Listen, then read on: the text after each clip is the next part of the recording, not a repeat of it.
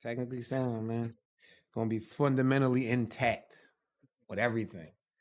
Hey, man, I told y'all last week I'm gonna be at it consistently. If I was gonna start, that was why I didn't start when I was supposed to start because I knew it wasn't gonna be consistent. And right back at y'all. Last week was the intro.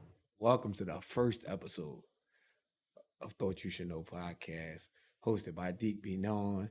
Still got Scotty on the boards. It's up, as they would say. Man, I'm gonna get right into something because did not mean to do that. I want to get right into something because I've noticed a few things over the weekend by way of just kind of scanning the internet and watching different things and just people watching, which is one of my favorite pastimes.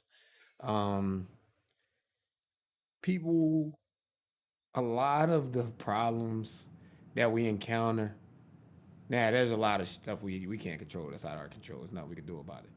But I realize a lot of the shit that we are going through, we are choosing to go through because a lot of stuff, as adults at least, is as simple as cutting that thing out your life. And that the hardest part of that, really, I guess what I'm seeing, is mental because people will hold on to something or someone that makes them miserable daily. If you're miserable around a specific thing and or person, 95% of the time and 5% of the time it makes you happy, what's stopping you from cutting that out of your life? Out of your daily rotation, out of your weekly rotation, out of your monthly rotation, right? I see people on Twitter more so than Instagram by way of just the platforms that we're at in use. It's a bunch of dialogue for the most part, not so much pictures. And I see people just talking about all the stuff that they hate that they see on their timeline daily. When, I mean, the algorithm is the algorithm, it's going to feed you certain things. But for the most part, this, the things that you see and the people that you follow are curated by you. What is stopping you? Twitter.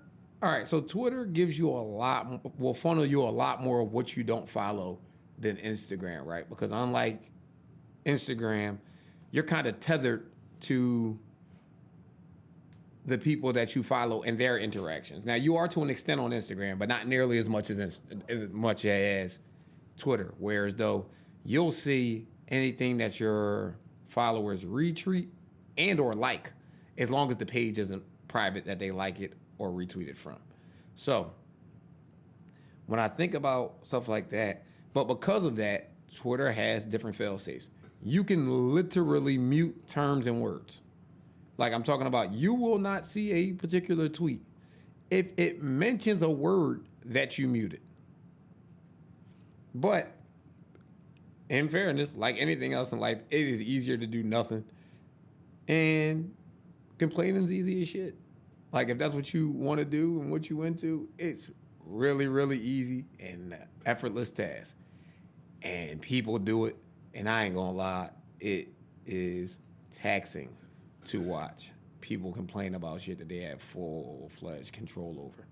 It's because there's a lot of stuff in life that we have no control over. Yeah, like to an extent, we have to a large extent we have control over our health and things like that. But there's certain things that it's nothing you can do about, whether it be hereditary or just different things like that. And the things that we have control over are the things that I hear people complain about the most. And it's just it's bothersome. Like in a lot of things are stigmatized. I don't know as far as the black community as a whole, but certainly for black men. It is really like stigmatized to speak on bettering yourself in certain ways. It's really weird. Like, follow me though. You can talk about all the traumatic shit you want in the world, and it'll be either embraced or at least heard out. You can talk about the help that you're getting to cope with and or deal with said things that people will be happy to hear you talk about that aren't really things that we should be glorifying. And You're a pussy for it, or you're weird for it. And how? You know what I mean? It's just one of the best things I ever did when my mom got sick. I went and got therapy. One of the best decisions of my life. A briefer run than I would have liked it to been because the person who I had the connection with, as far as the therapist went at that particular place, ended up moving on. And the next two people they just tried to filter me through, I just wasn't feeling. But it's so wild that, and my therapist was a middle aged white woman, right? And there is, I think, a benefit of, now don't get me wrong, I know they say you want to talk about your problems with people who have shared experience and things like that. And I agree to an extent because I don't really have full-fledged conversation about the loss of my mom with friends of mine who didn't lose a parent because it's hard. It's no shared experience there. It's really hard to talk about because it's always going to kind of harken back to, damn, I'm sorry. I'm sorry to hear that. Man, that could be their honest sentiment, but that's really all they can give me. Other than the fact that they got love for me and things like that. If that's something that you cannot, there's no mirrorable, I'm making up words at this point. There's no experience like that experience, but that experience. So when you think about it holistically in that way, it's like, I see how to people, when they recommend therapy to people, well, to black men specifically, they recommend that you get someone black. That didn't happen for me, and I'm happy it did. Because I could tell a lot of the things that I talked to this woman about were completely new to her, and it led to conversation. Because I know people, I've had conversations about people with people who I know personally who have also went to therapy, right? And a lot of what they felt and the reason why they stopped going is because they felt like they were talking at someone, not talking to someone. I had the blessed experience 2 times a week for an hour each time to be talking to someone. And just to bring it back and bring it full circle, we will glorify, we will full blown, not glorify, but we will listen to, and I hate listening to people complain, but we will listen to people complain, or we will listen to people talk about shit in self-deprecating manners and or just talking about things that aren't beneficial to growth. And aside from somebody talking to you or people about hitting a quick lick, for lack of a better term, when I say a quick lick for people who aren't up on the street lingo, it's just something that's going to see immediate return. And just, if you're speaking about anything as far as wholesale improvement that's going to take some time, I feel like a lot of the time it's something that falls on dead ears. And then it's something that we need to change holistically as a culture. I'll say that, and I understand that you definitely are who you surround yourself with to an extent too. So I'm blessed to have, for me and my close friends, the things that I'm saying are things You. that people usually don't want to hear from black men, are the things that we talk about with each other, like on a lot. So, but this is a very, very select group. But just like my Twitter account and things like that, my circle of friends is curated. It's carefully curated. Every single one of my closest friends adds value to my life in a way. And I know for a fact I do the same in theirs because this is the type of stuff that we're open with each other about. You know what I mean? Breaking those different stigmas about what's kind of cool and what's not cool to talk about, well, as a men, what's soft. You know what I'm saying? I have no problem, you know what I mean, telling my guys, yo, I love y'all. You know what I mean? And not saying it like that ain't no throwaway line for me. So when I say that, it's met back with, yo, bro, you already know even if they don't say it, bro, you know the feeling's mutual, whatever the case might be, because some people, you have to kind of condition them to be taking their guard down with you. So, well, that's anybody, but in fairness, a lot of people keep guards up that they don't have to keep up because like the first, as far as human interaction goes, right? The first thing that it's just natural human nature. The first thing you want to do is get rid of the dissonance, right? You want to find something relatable with this person to take your guard down enough to even talk to them.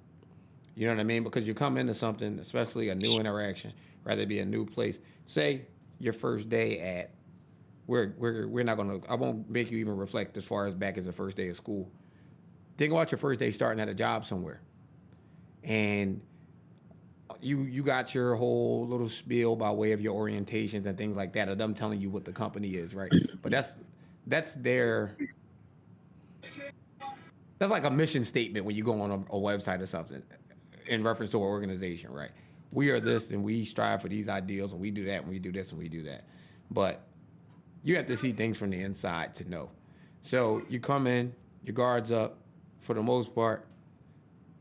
Maybe that first week or something, you really, really, really, at least to the extent that you can, try to fly under the radar. You know, I mean, at least this is my experience, and I'm a little more open to human interaction than most people. But I'm still, I keep my head low for the most part. But I'm still how you doing to people. You know, speaking to people, I'm going to see you for the better part. If this is a job and I'm working this job 8 hours a day, 5 days a week, it's more likely that it's not even more likely, it's just the facts. I'm going to see you more than I see my kid. I'm going to see you more than I see the woman I'm dating. I'm going to see you more than I see my siblings and things like that. So I need to have some type of rapport with you because I am not one of those people where I said, I'm not choosing the misery. I'll leave. I'll go find another job. You know what I mean? So, but let me see what this is like internally. And once you start learning what the people are like, you'll take your guard down. And now I see plenty of cases, classic cases of people getting too comfortable and still like, yo, it still work. You know what I mean? These people, you want them to be your friends and things like that. How about y'all find time for each other outside of the job? But you know what I mean? But that's a whole nother topic, and that's a whole nother episode. I'm gonna get into some episodes in the near future about workplace dynamic, because I've been in corporate America, I've been otherwise, and corporate America is a wild place. But saying all this to say, all right, so we're talking about bettering yourself and bettering your situation and curating your situation, right? So it's not too many good things in life that's going to happen to you that's not planned, right? My dad says often to me, I said it to me like pretty much my whole life, yo, you got to plan the good shit in life. It ain't nothing wrong with it. He said, because the bad shit's going to happen regardless. You got to plan vacations. You got to plan what you're going to do with your time off. You got to plan structure into your day to have a productive day, like down to the bare bones. Like the good things in life have to be planned. So when you start like adopting certain habits, like people have told me for years, write things down, write things down, write things down. You know, I tried the paper thing because I've read different books about, you know, mentally building and strengthening the mind and things like that. And I know a lot of people recommend writing that on paper because you see it and it's tangible and you can feel it. I can feel my phone too. So I'm not going to lie. My notepad and my phone, I'm talking about now,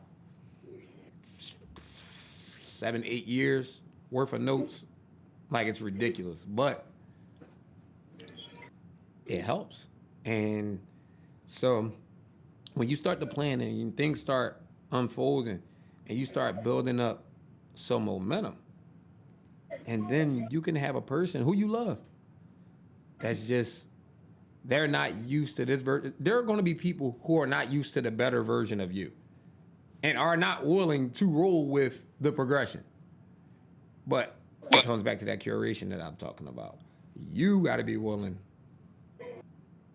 to either leave that person where they at or to limit your interactions with that person as much as possible, or keep exactly what you got going on with them and go back to your old habits and be a lesser form of you. You know what I mean? And it's a harsh reality. And it's much easier said than done. These are facts. But holistically, do you want to be a better person? And if you really like that person that much, yo, man, sometimes, and this isn't personally how I live, but yo, man, take a break from them at that time. Go get your shit together And when you double back, they'll see, oh, this is what they were working for. Oh, he or she is more lit, way more lit now. You know what I mean? But people get comfortable with knowing exactly what you're doing at all times. And in that same vein, feeling like they know your schedule to the point that your schedule becomes a part of their schedule. And once you start breaking routine in the way that they see fit, the way that it fits into their schedule, they'll have a problem with it even if the things that you are doing are for the betterment of you, and by way of it being betterment and being better for you, it's actually bettering. It's for the betterment of y'all relationship moving forward. And I'm not talking about just romantic relationships. I'm talking about platonic relationships. I'm definitely in a place right now where I'm kind of not seclusion. I wouldn't say seclusion, but a lot of places that I frequented over the years aren't frequented now. And by way of not frequenting those places, I didn't realize how many people and or how can I state how can I word it? How many acquaintances I had just by way of my environment. And that's like kid shit. Like a lot of your friends that you grew up with, how many of them are your friends now? Because a lot of them were your friends by way of proximity. But when you were a kid, you didn't really have much say in where you were. You had to be in those places. So naturally, you were gonna, naturally probably would gravitate to some people in your neighborhood. Naturally gravitate to some people you're in school with and things like that. Just by way of, I have to be around these people all the time. I don't have a. This is my schedule until I'm 18. You know what I mean? And that's understand that's best case scenario. I understand there's kids. I know people who've been on their own since they were 14, 15. Borrowing some exigent circumstances, just as far as societal standards and societal norms go. You're gonna hear me talk about societal norms a lot, and how I agree with some, and some are just bullshit. But it's just easier to go with a program than to think for yourself. But I'll go back to that to say, the natural structure of things is your parents take care of you until you graduate high school, and then you kind of start doing things for yourself. And I have a big problem with that way of thinking too. Um, I've seen people who have been put out at 18 who have shown no signs ever that they were ready to take care of themselves in any way. And I understand that's on them to an extent too, but for a parent to put a kid out that has shown no signs that they're ready to be on their own, that isn't a problem child. That's like child abandonment to me. But I go back to just saying all this to say,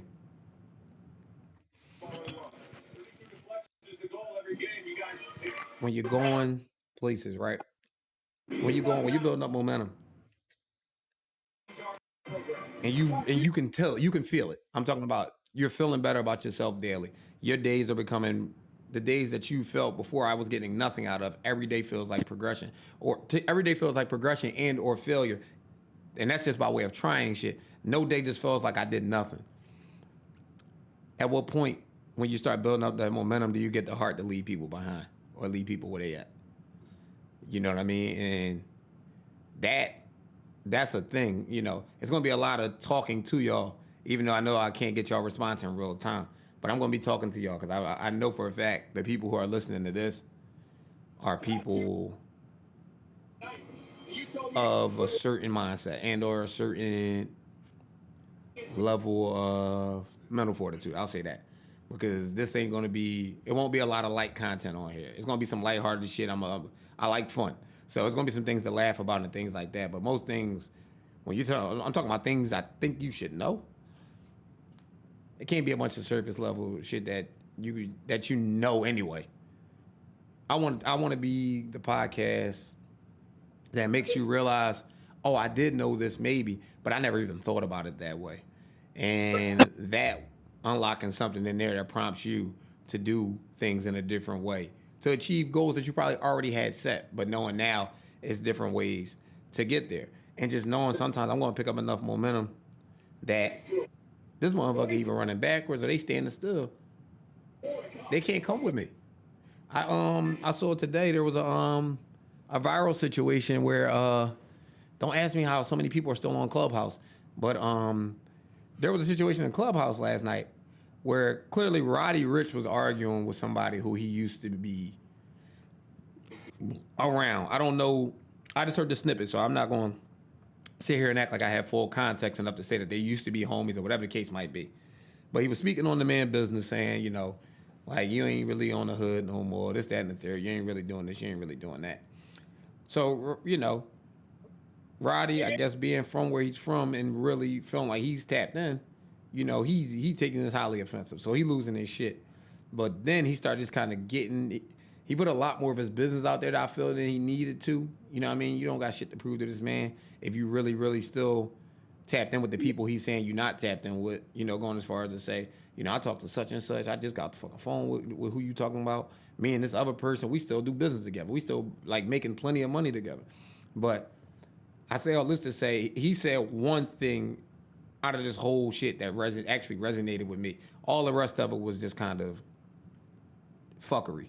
But he said to the dude, he talking about me being from the hood, this, that, and the third. He said, bro, I made $20 million fucking dollars this year. What the fuck I'm supposed to be doing? Staying in the hood with you still? He said, bro, you ever seen $1 million? I made 20 this year. Let's go places. Everybody ain't going. And motherfuckers will get the perception in different sorts. Yo, man, the worst thing you could possibly do is overanalyze somebody's situation from the outside by way of what you seeing on social media and shit like that when you have no real internal knowledge or the inner workings of somebody's situation, because it gives you way too much room to speculate. When you speculating about other people's shit, you often making a fool of yourself. You often gonna make a fool of yourself. It's just facts. You know what I mean? I'm pretty sure there are people who people used to see me with frequently at times, and now I'm not around them, right? This is not, this didn't have to be a falling out or anything. It just could have been a growing apart, or one person grew apart from a certain scene that another person is still very much entrenched in. There's nothing wrong with that. That's not a beef. That's not an anything. But if you leave it up to speculation, and usually people are speculating about some shit that literally has nothing to do with them in any way. I'm talking about it ain't helping them in any way. It actually can't really even hurt them in any way. It's just people's fascination with other people's business is in a way that shit gotta be some type of mental illness. I saw that. Shout out to the realest podcast ever, because I know they just briefly touched on it, but I saw the post as well when they were talking about people who are obsessed with the daily lives of celebrities and things like that, who they don't know are inherently dumber than other people. I would say a lot more, and it would be a lot more offensive than dumb. So I'll leave that where it's at. And I ain't here to ruffle no feathers, man. Y'all people gonna live how they live. But you're not gonna be able to take everybody with you. You're not gonna be able to take most people with you. And people get the idea that they have to take people with them through the journey too. And if that person ain't going equally isn't equally yoked to handle that journey, you're also doing yourself a discredit. So, and a lot of people who you want to come with you, the guy's honest truth about it is, it's gonna be you circling back once you're already on. That's just a fact. They're not gonna be able to do this with you. They're not mentally, some of them not mentally savvy enough to do this with you. Some of them aren't emotionally stable enough to do this with you. And when I say emotionally stable, I'm talking about when it's your mission, right? You willing to live with what comes with it. And you know there's probably going to be more failure than success before you reach a certain milestone that you want to reach in your journey. So when you saying, fuck it, I'm not going out on Friday, or I got, I'm about to get my income tax. I'm going to put it into this, and I'm probably going to scale back on eating out a lot. You know what I'm saying? Everybody not going to be with you through them fucking oodles and noodle nights, them them halal truck days where that's the fucking one thing. Yo, my budget, if I'm not going to cook, my budget today, I'm not spending more than $10 on food. You skip breakfast, you eat a late lunch, so that shit carry you into dinner. So you know what I mean? It's so much that goes into locking in, and people not going to lock in with you a lot of the time because that shit, yo man, it ain't fun. It is not fun unless you just inherited some shit, starting from scratch or getting something, starting with something that's already kind of a thing and making it your own and improving it and or modifying it and making it your job. That shit is not fun. It has fun moments. It has gratifying moments when you realize, yo, I'm getting better at this to the point that I could probably monetize it. Or I make my first dollars doing this. That's a gratifying feeling. But a lot of that time, yo, is hard work. Like gratifying feelings, right? Within like the last 3 weeks, gotten emails, DMs, offering partnerships of different sorts, right? 90, all of them for cycling related stuff. That's where the gratification feeling comes in. But yo, it's hard work though. It is not easy. You making something, and I've said this before in the past too. Twitter, Instagram, wherever I said it at. Some people are going to hate you by way of how easy you make certain things that are hard for them look. And I say that to say this. You might be so just like natural. You might be a natural at something. And another person, the thing that you're a natural at, yo, they have to put so much work in with that particular thing to even be average at it. And you excel at the thing naturally. But because you excel at it naturally, sometimes those are the things that are easiest to take for granted. You know what I mean? So, or it's not even taken for granted. Your goals aren't their goals.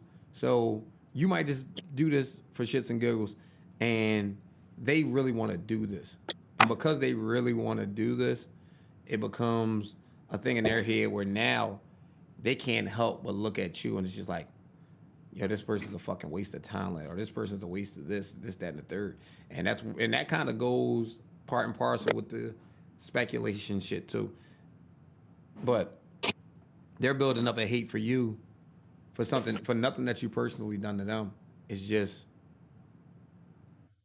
people wearing their insecurities and reflecting their insecurities on you, and it's going to happen. Like it is a given. Anything if once you start getting recognition for being good at something, there is going to be somebody who probably doesn't know you, doesn't that probably actually does know the type of work that you put in for to get said thing and still don't care. And you're gonna have to be able to live with that too. Like the whole when I speak about the journey is just all these parts coming together, and they're all their own separate thing that come together for the bigger picture. And say all those pieces came together, right?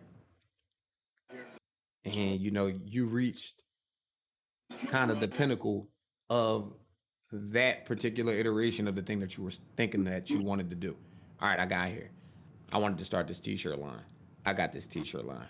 These t-shirts moving, right?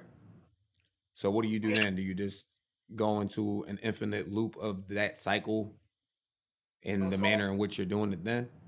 Because I've seen people obtain success in things, whether it be I've seen people wildly successful at some things. I know some people who made hundreds of thousands of dollars selling something of their own, and it's when you reach when you reach new levels. I've seen some of them now. you know, either are unhappy doing the thing that was their goal at one time, or just completely just fucked it off. And I think most of them, the ones I'm talking about that it didn't work out well for, the thing that I realized with them, they reached new levels but didn't set new goals once they reached new levels. So now it's I'm here. And once you're there, what's next? If you never I mean you're at the top as far as what the stand as far as what you thought initially was the top. And then you realize now, all right, I'm doing this. This was the goal, but this not enough.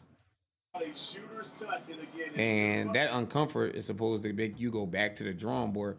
And I feel like now it should be easier to go back to the drawing board than the initial drawing board.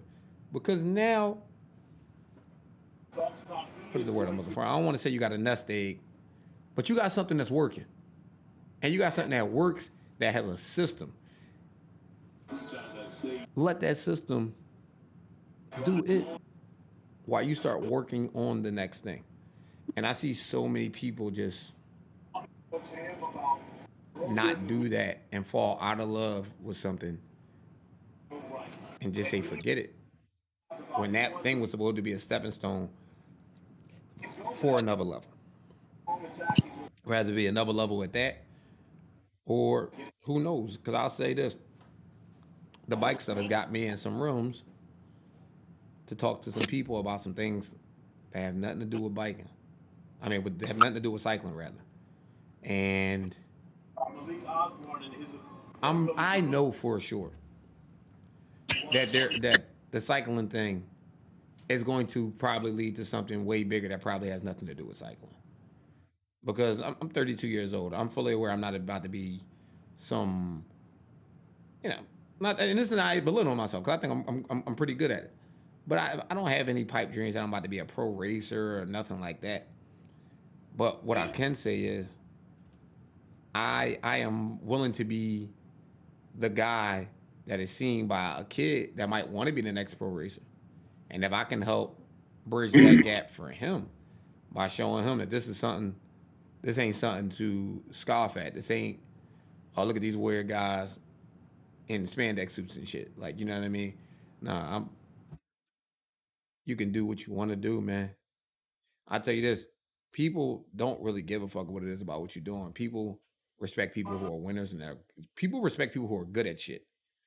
Like, yo, if you was weaving baskets, but you was weaving baskets and getting them off, they start going in the fucking produce junction and your baskets is the ones that they're doing flower presentations and shit like that. You think they're gonna say this corny motherfucker weave baskets? Or they gonna say, yo, cuz shit really out here? You know what I mean? I was talking to my engineer last week, and he was just talking about now, opposed to when I met him now 12 years ago. And the processes that for him he still did fast compared to other people, but just how much faster he has different processes down to the click of a button. And I just told him, I said, yo, bro, that's the definition of what mastery is. You know what I'm saying? Being able to do those things like this. But that took years. You're talking about a person who has been engineering sound literally since he was for a kid, for lack of a better term. So this took a lifetime of work to get to a point where stuff is plug and play. So the process, like I said, it's a bunch of different things that come together with the process. Because, like I said, all right, this is a person that I met through homies from the street. Their homie knew him, got connected by way of him. Find out this guy records music. I got a couple homies that want to rap. I connect him, and I was just around for the most part. I'm a person that brings together people, for sure. And by way of that, and just being here, but like I said, people respect consistently. I wasn't rapping. I wasn't producing a product. But where was I at? I was present though. Consistently present. And I wasn't consistently present and destructive. I was consistently present and trying to be a benefit to the people who were here. All right, I'm not rapping. I'm not rapping no days. I'm not rapping. Let me see if people need some water, some little something, some Wawa or something. Let me figure out how I can be here and not just be in the way. Like if I'm going to just be, I am not a person that's just going to be around in the way ever. It's not my thing. If I'm not adding value to a situation, I will roll. Like I said, but I know I am the exception to the norm because I'm willing to live what comes with that. I'm willing to live with the backlash and the ridicule and things like that, especially when I know it's just from pretty much a person's emotion, not from the fact that I actually did something worthy of being ridiculed for. So when I think about things just holistically, a lot of the journey to success is a long one. And even though you're going to have some allies in it, and there's going to be some people who are around for most of the journey, but aren't necessarily an integral part of why you succeeded in it. It's going to be a lonely process. These processes are lonely. A lot of these people that y'all see that are wildly successful, that y'all follow on the internet, that y'all think are weird, they are weird. But they're weird and they are staying true to themselves because that process, that lonely ass process of them being that weird person that you want to call them, is what led to the success. And when they got there, they didn't loosen up. They're staying consistent to what got them there, and they're not really giving a fuck about the people falling off or falling behind because they know this too. They know if they fucking fail today or tomorrow, most of them people ain't gonna be there. Just like they weren't there for the work that it took to get there. People like to say bed made. You know what I'm saying? When you show up to a hotel room, what would you do if you walked into your hotel room and your fucking bed wasn't made? You come there with the expectation of stuff being ready for you.